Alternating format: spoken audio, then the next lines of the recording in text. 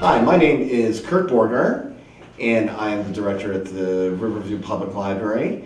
And today I am interviewing Frank Checchio, who is a resident here in Riverview at American House on 4th Street. Thank you for agreeing to be interviewed, Frank. We're going to ask you just some background questions and some questions about your service in the Army. First, I would like to ask you, when and where were you born? Pittsburgh, Pennsylvania. Okay, and when? Okay, well, it says on your bio, date April 13th, 1931. Yeah, Okay, all right. Now, we had mentioned when I was talking to you before we started on the interview, now you mentioned your father had served in World War I. Yes. Okay. When he came back home from the war, what did he do? He was all shot up. Mm-hmm. He didn't work, and he just laid on a couch. They didn't have TV then. Mm-hmm. So he used to just roll his handkerchief all day Mm-hmm. and eat. Now, was he disabled, or could he walk? Or He could walk, Mm-hmm. but it was all short distance. In Okay. other words, he would have to walk so far and then rest, because Okay. he was shot up bad. He had severe injuries that he never recovered Yeah. from. Right. Now, what and you mentioned your mother took care of him for the most part. Did your mother work outside of the house? No. No? She was there to take care of him all day. And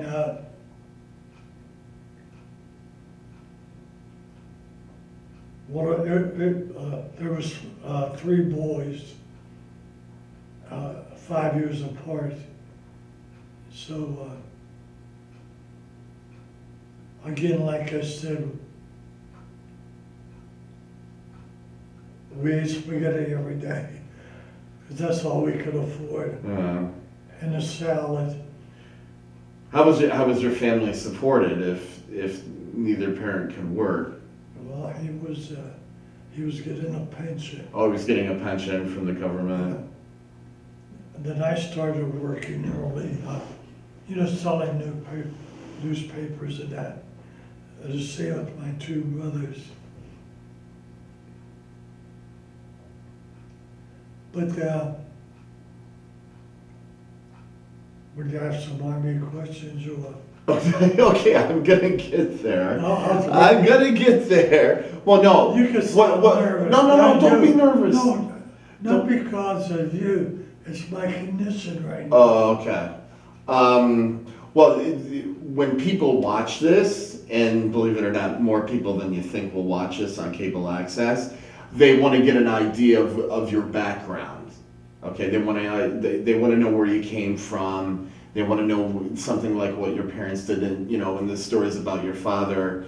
That gives people a better sense of who you are when they watch it. Okay. So, how old were you when you joined the service? I was 14 years old.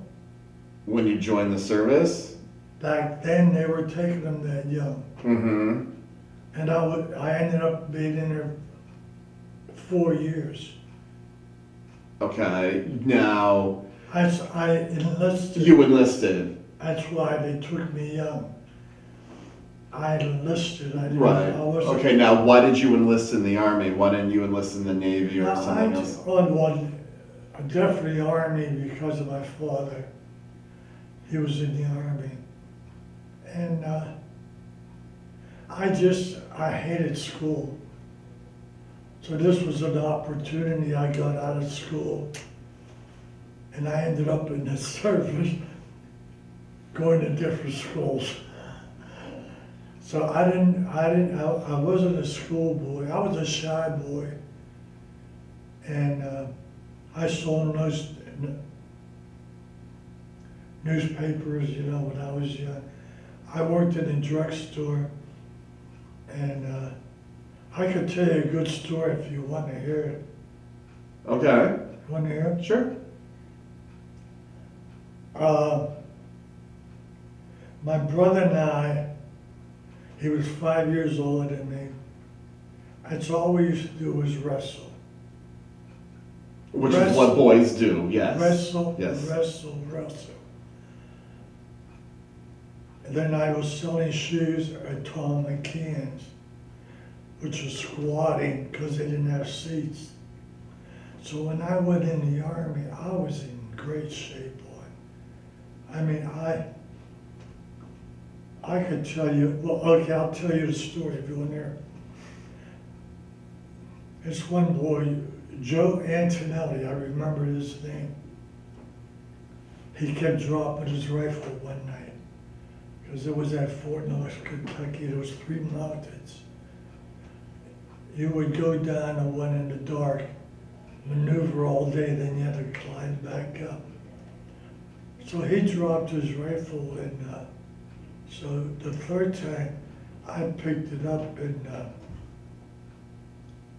none of the guys didn't like it. They said, leave him go. I said, well, don't tell me what to do. I said, I want to help him. And he was Italian.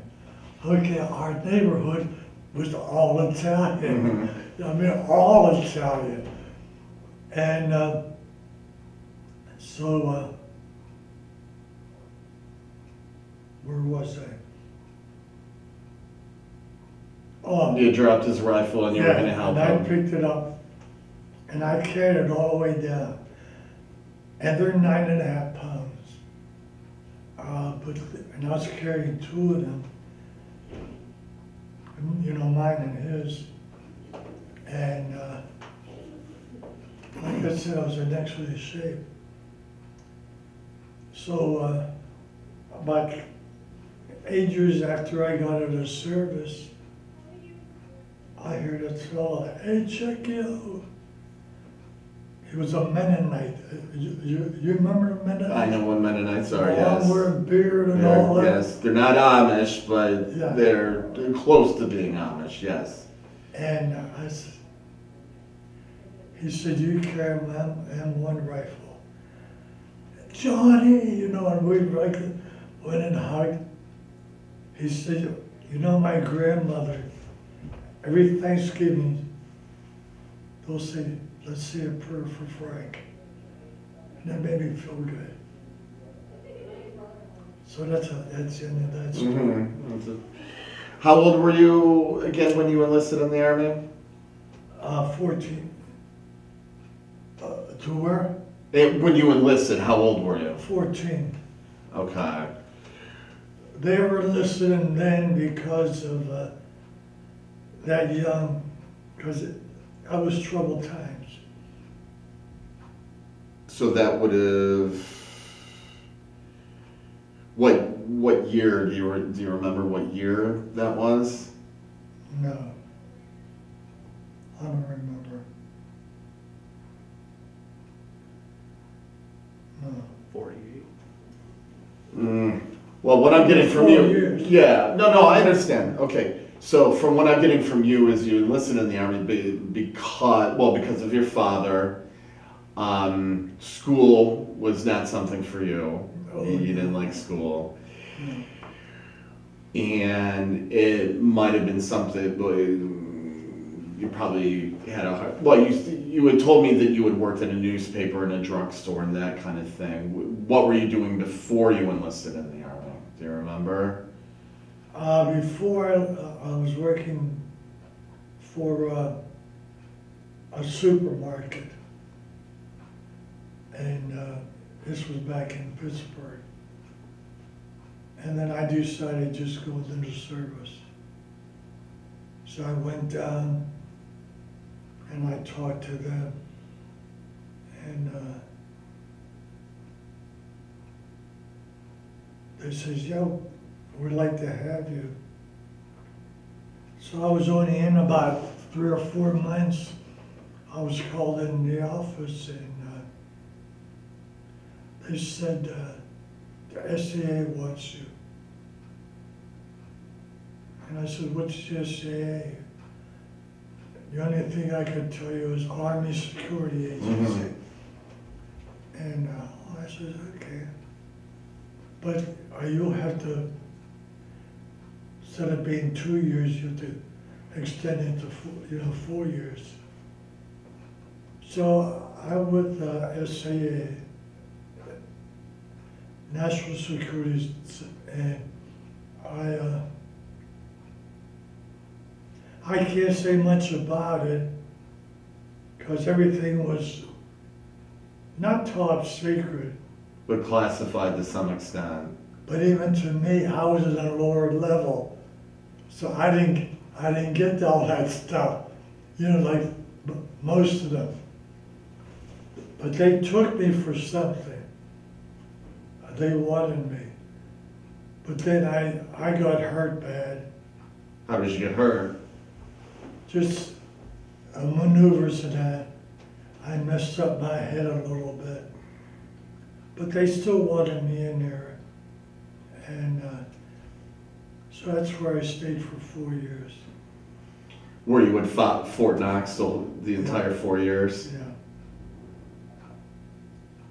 You said there's not much you can talk about. Is there anything you can talk about what you did when No, you were there? because I didn't know too much. Mm-hmm. When I was put in that outfit, I got hurt. Right. Look how I'm shaking. It's not because of you. No. Well, I would hope not. No, I've been feeling this way. And it was just that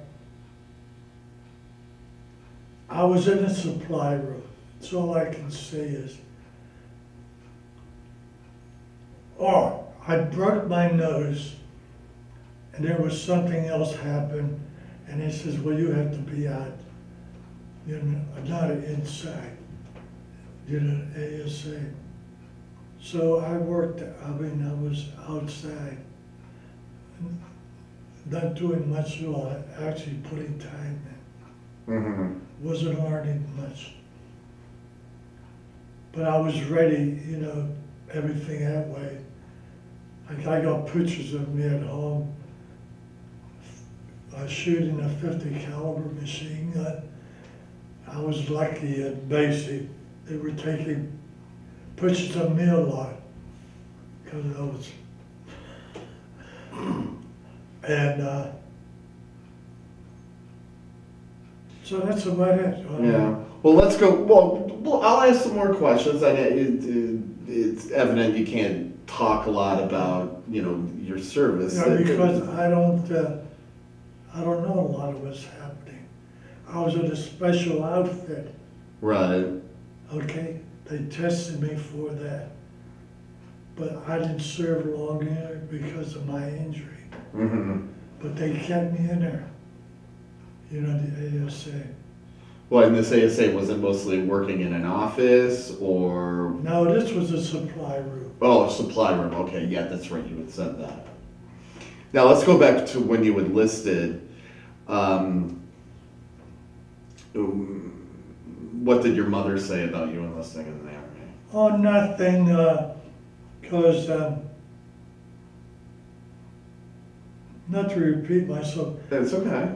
my father came home very wounded. And so I wanted to go out and make money. I was selling newspapers for a while. Then this Mr. Connie, he had back then they called him a drugstore. Right. They're a pharmacy now. And I said, Mr., are you hiring? And he says, Frankie, no. So I was in there about 2 weeks later. He said, still want a job? I said, yes. Like I said, I was only 10 years old. And so it turned out that there was always two boys taking care of the ice cream. I was doing it myself. He gave me more money, like it was about 10 cents now or Mhm. more. But back then, boy, 10 cents was 10 Right. cents. Well, and you're helping out your family by Oh, getting, yeah. getting the money. And it sounds like, from what I'm hearing from you, is that by joining the service, you were helping out your family in a way as well. In a way, yes. What did you do when you got out of the Army? Well, I worked in a supermarket for a while, and that's something else, and then I was, let me think.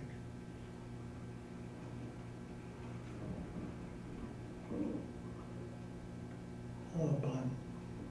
I hate this, when I can't think of things. But I sold shoes, and then,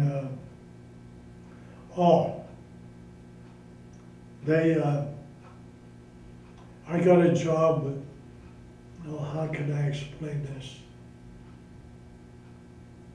It was a job was a little bit of a secret, okay? Not much to it, but I didn't hear much and I didn't see much. And like I said, they said the FBI will check on you. Well, yeah, well, that was when you were in the Army. I'm talking about once you got out of the Army. Yeah. Okay, what did you do once you were outside? When you were Oh, okay, I'm sorry. out, it's okay. I worked Once for you left the Army, what did you do? Chrysler Corporation. And what did you do there? Well, Was this here in the Detroit area? no. No, okay. And like I said, I always believed in working. And I worked hard, and I kept getting promoted.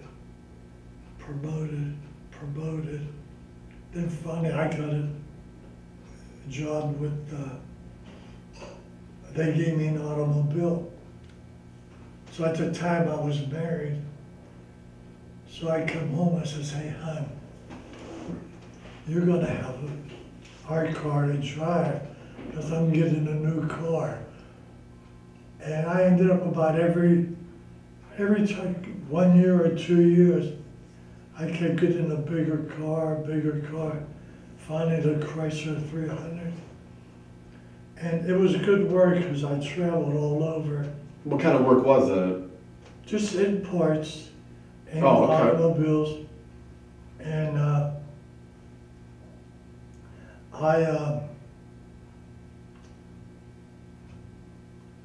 you threw me off base. What I was bullshitting about.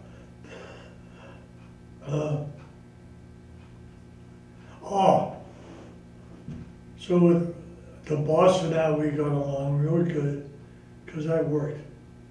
And I always worked, when I was a kid, I worked. Mhm. I was used to working.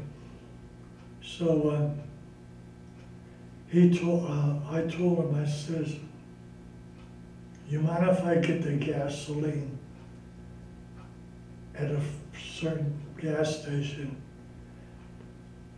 I don't know what the price is, because I didn't have to pay for my gas. But they're, they give stamps, S&H green stamps. Oh, man, yeah. So, man, I brought home a pile of green stamp, and we got our furniture that we had in the living room. We got this, all with that free stamps, the green stamps. Mhm. So that worked out beautiful. And finally I retired from there. You retired from Chrysler. Was that here in Michigan? Where was that? In Where did you work for Chrysler? around Pittsburgh. Oh, around the Pittsburgh area. How did you end up here in Michigan? Well, I got drafted, and why did I end up here? I met my wife.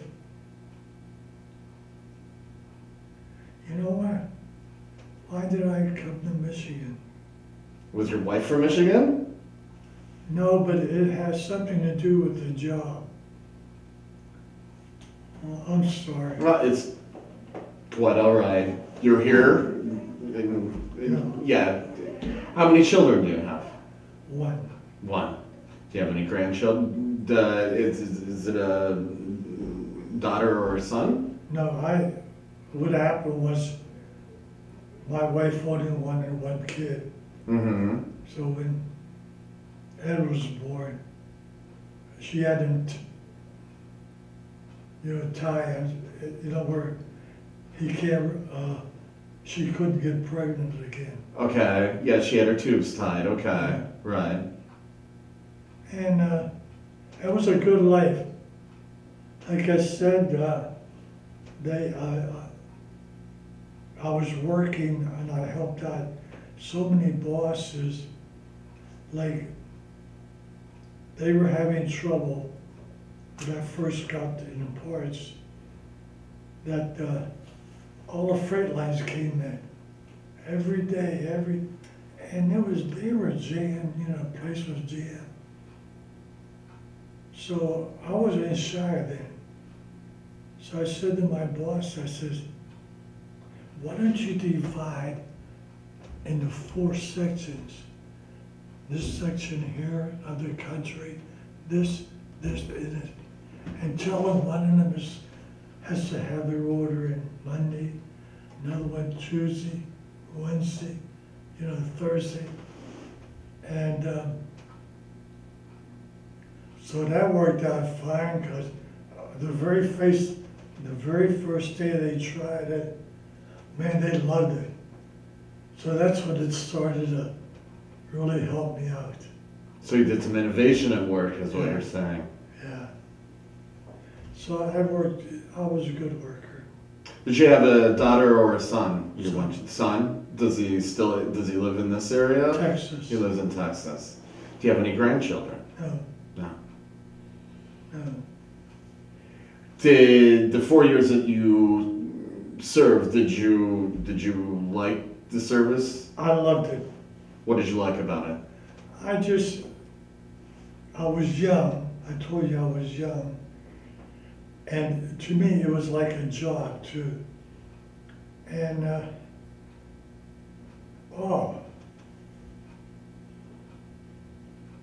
one of our favorite meals was breakfast. Guess what they had? Eggs and... SOS. You know what SOS is? No, I don't. Okay, it's a shingle. Okay. What it was a pancake, ground meat in a gravy, Mm-hmm. and you ate that. Shit on a shingle, we called it. And they must have had a laxative in it, because I hated it. Have to, I know what you mean, yes. out in the open. It could be maybe 10 commodes all over. Because the guys, as soon as you ate that, not too long, boom. You had to go. So that was great, that SOS. It was very good. And it did everybody good. Cleaned us up. Another thing I used to do,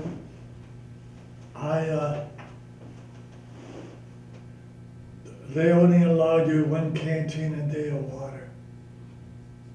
So at lunchtime, I spot, I see the water tank.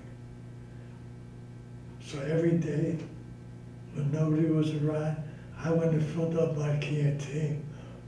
So I always had a full canteen, but I never told a soul, because then they would have done it.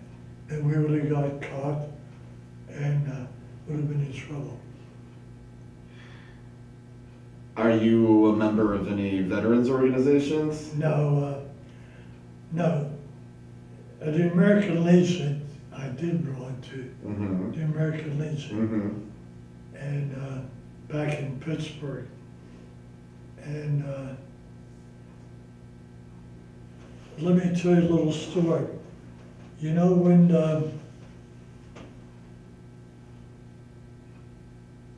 when the Japanese bombed Pearl Harbor. Mm-hmm. A lot of people don't know this. Which is today, December Yeah. 7th, Okay, 74 years ago. but they, what happened was Johnny Doolittle, wow, I remember his name. He was captain or a colonel, whatever it is.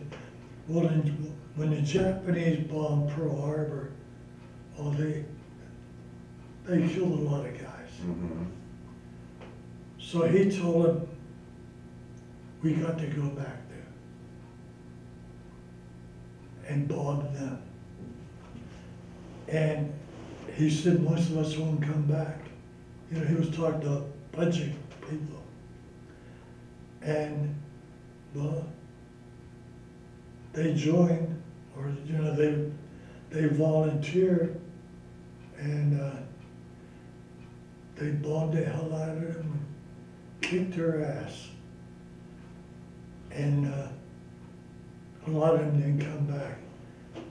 But it was a one-way trip. Well, what happened is they fixed up an aircraft carrier so it could carry bombers. Yeah, And so they got the aircraft carrier close enough for, like you said, the one-way trip back to Japan so they could fly to China yeah. after they made the bombing runs. And a lot of them, no, either they were captured in Japan or they were captured in China. Yeah, right.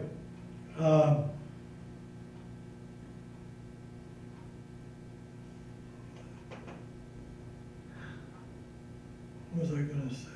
Oh, it's all right. Okay. Well, I'd like to thank you for talking to us Okay. and thank you for your service to your country. And again, thank you for giving us this interview. Okay, see how cold my hands are?